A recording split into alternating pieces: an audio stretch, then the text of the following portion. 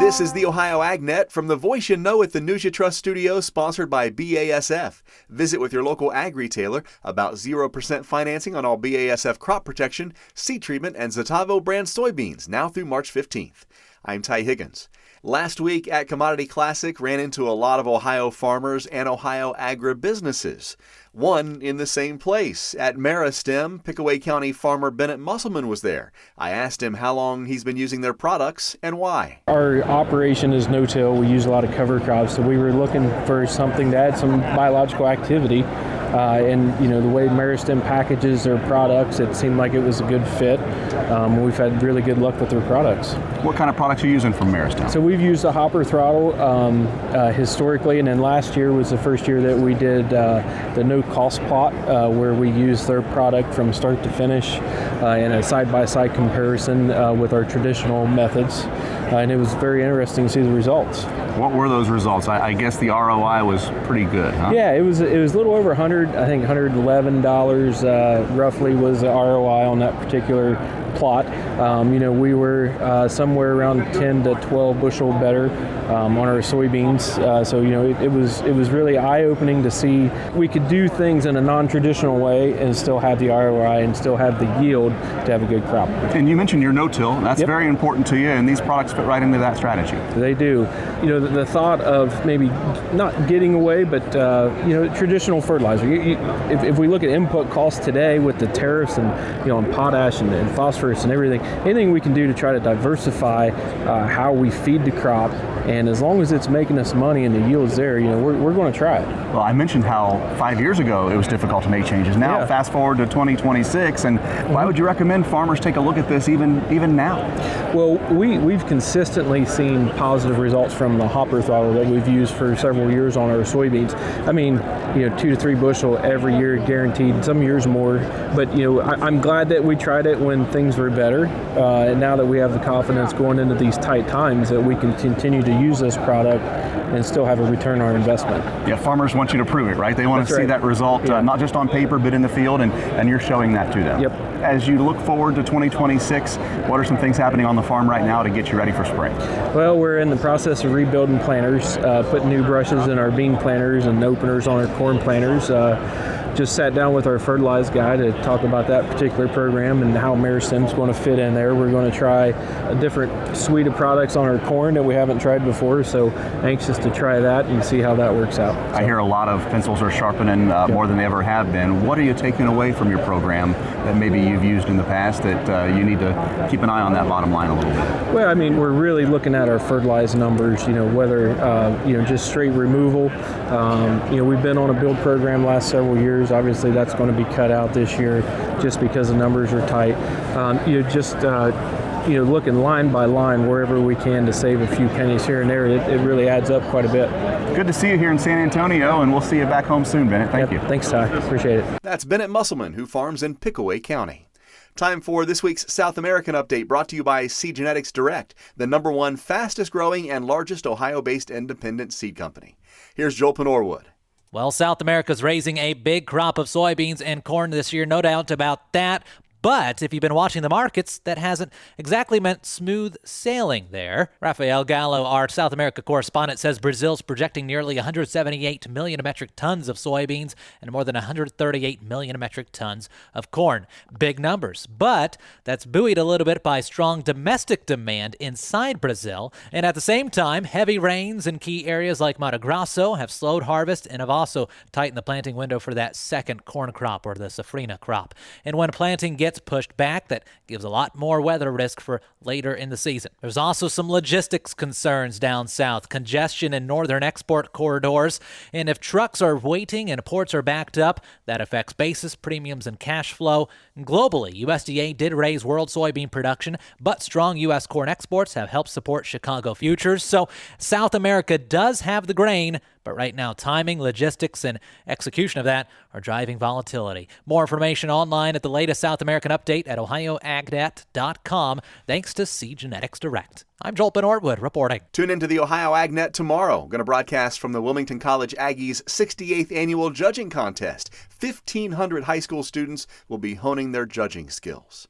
Time to check the forecast, brought to you by Seed Consultants, simply better performance, online at seedconsultants.com. Here's Ryan Martin. Today's action seems to want to focus again on the southern half of the state. I'd like to say I-70 southward, but let's not get too cute. We can see a little bit of action north of there. Can see another 1/4 to 3/4 of an inch across the state through the day today. I do think northern tier counties get away with next to nothing for your Wednesday. Thursday features moisture in all parts of the state, 1/4 to 1 inch with showers and maybe a few embedded thunderstorms. Friday at this point seems to have lingering moisture down in southern reaches of the state, nothing central and north. Going into Saturday, it's going to be a late day occurrence, but our next frontal boundary comes in, brings a chance of 1/4 to 3/4 of an inch of moisture yet again. Dry for Sunday, and we stay dry into the first part of next week. Huge front at midweek next week. Wednesday, Thursday brings rain, thunderstorms, and maybe rain ending as a bit of wet snow. I'm Chief Meteorologist Ryan Martin. Keeping that balance sheet up to date is more important now than it has been in a long time for agriculture. As Joe Everett explains, there's a new tool to help. Tighter margins, rising interest rates, and continued volatility are putting more pressure on farm finances, making management more important than ever. That's according to Nathaniel Watts with Farm Credit Mid-America, who says many grain producers are feeling the real squeeze right now from higher input costs and lower commodity prices. As farmers head into the growing season, Watts says one of the most important tools they have is a balance sheet, even though it's often seen as just paperwork for the lender. He says it's really a snapshot of the entire operation. If you make money, it shows where the capital went. If you lose money, it shows where the operation absorbed it. In short, it helps identify where you're winning and where you might need to improve. To help simplify that process, Farm Credit Mid-America has launched an online resource called Balance Sheet Basics with short videos, definitions, and real examples farmers can use right away. Watts says when producers better understand their numbers, it builds confidence and leads to smarter decisions, like holding off on major purchases in today's uncertain environment. And in the long run, strong financial management is key to keeping family farms viable for the next generation. To learn more, you can find this article today at ohioagnet.com. For the Ohio AgNet, I'm Joe Everett reporting. Thank you, Joe. Back after this on the Ohio AgNet. Ohio farmers are excited about the approval of Striax dicamba herbicide for in-crop soybean use. For a limited time, B&B AgVantages in Conover, Ohio, are reopening cash discounts and financing on Asgrow soybeans. This is a fantastic opportunity to return to the proven yield performance of Asgrow soybeans and the strong weed control system of the XtendFlex system. Orders must be placed and paid for by March 13th. Contact B&B AgVantages for details at 937-368-3880.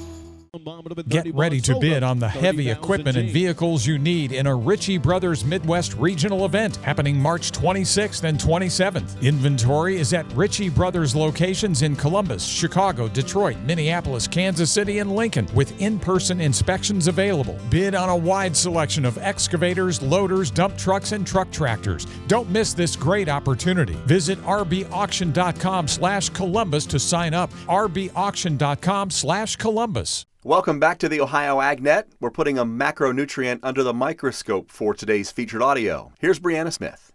Joining us today is Robert Mullen. He's the Vice President of Agricultural Technology with Heritage Cooperative. And today we're kind of talking about a macronutrient that maybe doesn't get a lot of focus. We're going to be talking about sulfur.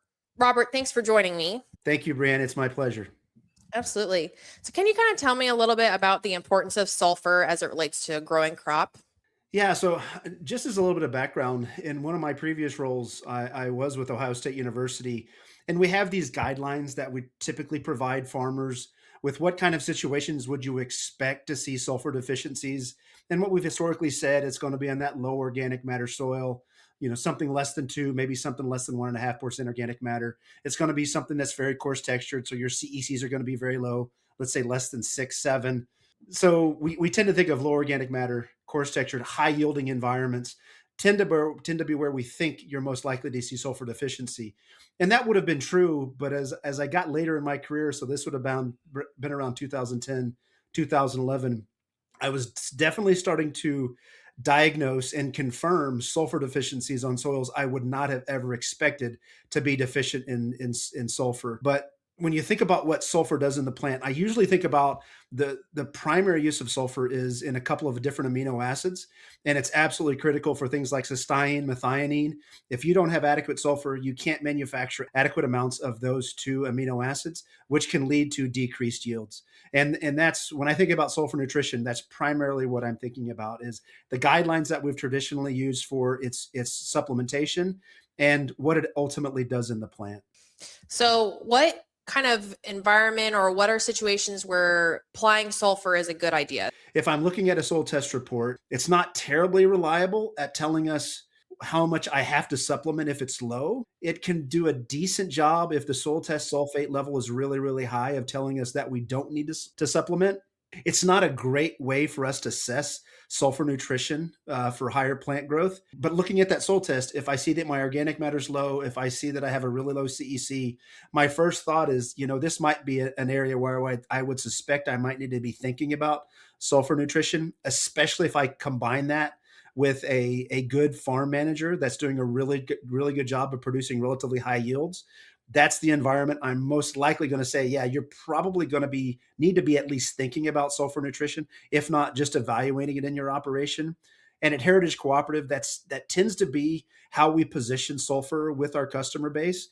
Again, that dynamic has changed because the amount of sulfur that we get from deposition has changed over the last 40 years. And so that's where we really position it is, what is your CEC? What is your organic matter? What are your yield levels? If you're in that higher yielding area, I'm certainly going to be thinking about sulfur supplementation for that operation. How do you decide between your source for sulfur? It's certainly something that farmers think about and interact with us quite a bit on what is the right source. And the other part of that is the timing piece. Because you think about the environment that we reside in here in the Eastern Corn Belt, tend to be higher rainfall. We have a lot of subsurface drainage. Fall application of a sulfate product is probably not your best bet. And when you think about what a plant can ultimately use, it has to be in that sulfate form for the plant to use it. But as you know, where we reside, heavy rainfall specifically, you have the potential to lose a significant amount. You're not likely to lose it all.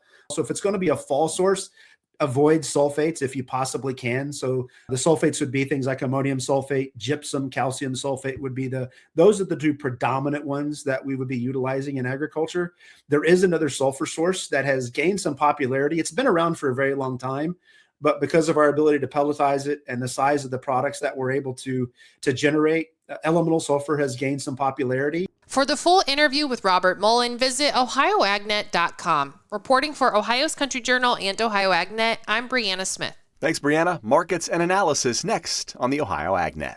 Looking for heavy equipment but don't know where to buy? Purple Wave Auction has you covered. Always online and always no reserve. It's your destination for construction or ag equipment ready to work. We even sell semis, trailers, and fleet equipment for your operation. Best part? It's free to join. Head to purplewave.com. That's purplewave.com. Sign up for a free account and start bidding today. Purple Wave Auction, the easiest and most straightforward way to buy and sell equipment. Whether you're in the fields or on the farm, creating a safer work environment has never been easier. BWC's safety consulting services are included with your policy premiums and offer training and education for everyone in your farming operation. It's always the right time to make safety a priority. Visit bwc.ohio.gov or call 1-800-644-6292. The Ohio Bureau of Workers' Compensation, here to help you work safely. Today's market analysis on the Ohio AgNet brought to you by Louis Dreyfus Company, excited to bring a brand new soybean crush facility to Upper Sandusky. Learn more about marketing your soybeans with LDC at 574-566-2113. Here's Ryan Martin. Grain markets mixed yesterday, but gave up the big early day rally. We already talked about the fact that crude oil took the wind out of the sails and the rising Brazilian real. The Dow was another outside market that did not help our commodity markets here. Dow declined by quadruple digits. Bitcoin and a host of other assets fell on liquidation as well. Brokers estimate yesterday managed money sold 3,200 contracts of wheat, 2,100 contracts of beans, and 2,400 contracts of soy meal, 5,400 contracts of corn. I'm Ryan Martin. Overnight markets on the Ohio AgNet brought to you by Seed Consultants. Simply better performance. Online at seedconsultants.com. March corn no change, $4.34 1/4. Soybeans for March also unchanged, $11.55 3/4. And July wheat $5.84 1/2, up by a penny. After yesterday, April live cattle up 102 at $234.12. Lean hogs for April 17 cents higher at $95.75, and feeder cattle for April $353.30, down by 2 cents after yesterday's trade. Broadcasting from the U.S. Trotting Association annual meeting on Friday. Visit ustrotting.com to see how you can get involved. This is the Ohio AgNet.